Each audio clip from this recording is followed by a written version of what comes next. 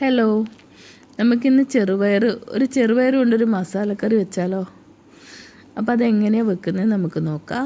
അതിന് ഒരു 100 ഗ്രാം ചെറുപയർ അധികം വേണ്ട കേട്ടോ. കൂടുതലായി കഴിഞ്ഞാൽ നമുക്കതിന് ഭയങ്കര കൊഴുപ്പായിരിക്കും. അതുകൊണ്ട് ഒരു 100 ഗ്രാം ചെറുപയർ മതി. അപ്പോൾ അതിലേക്ക് ഒരു തക്കാളി, ഒരു ഉള്ളി, ഒരു 4-5 അല്ലി വെളുത്തുള്ളി, ഒരു ചെറിയ കഷ്ണം ഇഞ്ചി, പിന്നെ പച്ചമുളക്. അപ്പോൾ നമുക്ക് ഒരു പാത്രം അടുപ്പത്തേക്ക് വെച്ചിട്ട് നമുക്കതിലേക്ക് കുറച്ച് വെളിച്ചെണ്ണ ഒഴിക്കുക, കുറച്ച് കടുക് ഇടുക, കുറച്ച് ചെറിയ ജീരകം ഇടുക, കുറച്ച് വറ്റൽമുളക് ഇടുക. അപ്പോൾ ഇതെല്ലാം കൂടെ നന്നായി എണ്ണയിൽ വഴറ്റിയതിന് ശേഷം നമ്മൾ ഈ അരിഞ്ഞു വെച്ച ഉള്ളിയും വെളുത്തുള്ളിയും ഇഞ്ചിയും കൂടെ ഇതിനകത്തേക്കിട്ട് നന്നായി മൂപ്പിച്ചെടുക്കണം.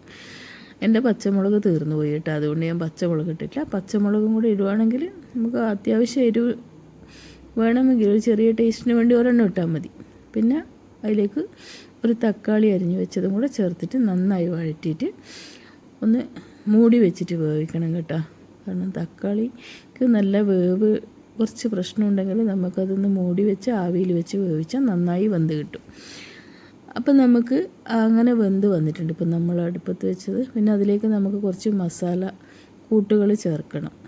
പിന്നെ അതിപ്പോൾ എന്തെല്ലാം അതിലേക്ക് മസാലക്കൂട്ടുകൾ ഇടുന്നതെന്ന് വെച്ചാൽ നമ്മളൊരു 1/4 ടീസ്പൂൺ മഞ്ഞൾപ്പൊടി, ഒരു 1/2 ടീസ്പൂൺ മുളക് പൊടി, അതേപോലെ ഒരു 1/2 ടീസ്പൂൺ ചിക്കൻ മസാലപ്പൊടി. അപ്പോൾ ഇതെല്ലാം കൂടെ നന്നായി മിക്സ് ചെയ്തിട്ട് നമുക്കൊന്നുകൂടെ വഴറ്റിയെടുക്കാം.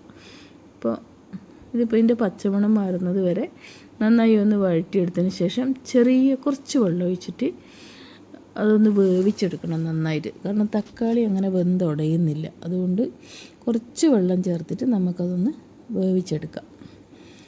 അപ്പം അങ്ങനെ നന്നായി അടച്ച് വെച്ച് നമുക്കതൊന്ന് നന്നായി വെന്ത് വന്നതിന് ശേഷം നമുക്കതിലേക്ക് നമ്മളെ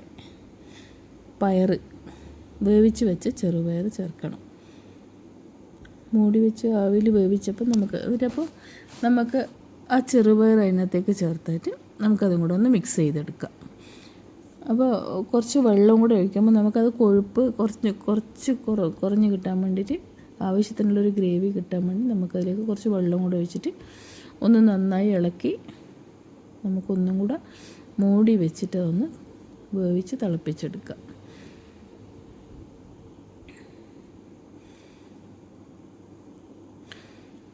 അങ്ങനെ നന്നായി തിളച്ച് വെച്ചിട്ടുണ്ട്. അതിലേക്ക് നമുക്ക് കുറച്ച് കറിവേപ്പില ചേർക്കണം.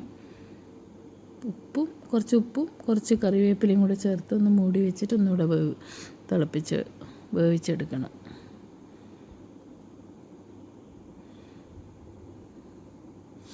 ഇപ്പോൾ നിങ്ങളെല്ലാം ഇങ്ങനെ മസാലക്കറി ചെറുപയർ വെച്ചിട്ടുണ്ട്. ഇത് നമുക്ക് ദോശക്ക്, ഇഡ്ഡലിക്ക്, ചപ്പാത്തിക്ക്, ചോറിന് എല്ലാത്തിനും നമുക്ക് ഈ കറി കൂട്ടാൻ പറ്റും.